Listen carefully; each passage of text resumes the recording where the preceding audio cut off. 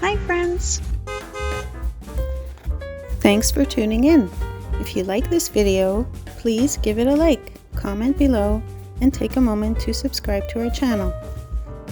The Mississippi River Trail is beside one of the most important waterways in North American history. The Mississippi River stretches more than 2,300 miles from Minnesota to the Gulf of Mexico, and New Orleans sits near its powerful final bend. This section of the trail follows the river's levees and riverfront paths, offering wide views of the water that shaped the city's past and still drives its economy today. Long before European settlement, indigenous peoples used these natural ridges along the river for trade, fishing, and transportation. Their roots laid the groundwork for what would later become a global port city. New Orleans was founded in 1718 by Jean-Baptiste Le Moyne de Bienville, chosen for its strategic position along the river. From the very beginning, the Mississippi served as the city's main artery, carrying goods, people, and ideas between the interior of the continent and the wider world. As we pedal along the river, you may notice massive cargo ships passing by. The Port of New Orleans remains one of the busiest ports in the United States, moving everything from grain and steel to coffee and petroleum. This tradition of river commerce dates back to the 19th century, when steamboats crowded the waterfront and transformed New Orleans into a booming trade hub. During the American Civil War, control of the Mississippi River was crucial.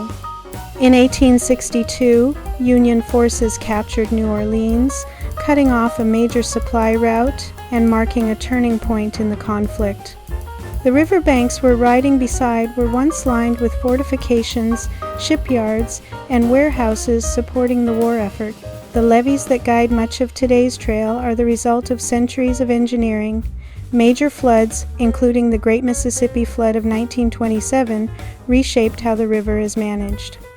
These flood control systems protect the city while also creating long, open corridors that are now used for recreation and transportation. In more recent history, Hurricane Katrina in 2005 highlighted both the power of the river and the importance of resilient infrastructure. Since then, New Orleans has continued to strengthen its flood defenses while expanding public access to the riverfront.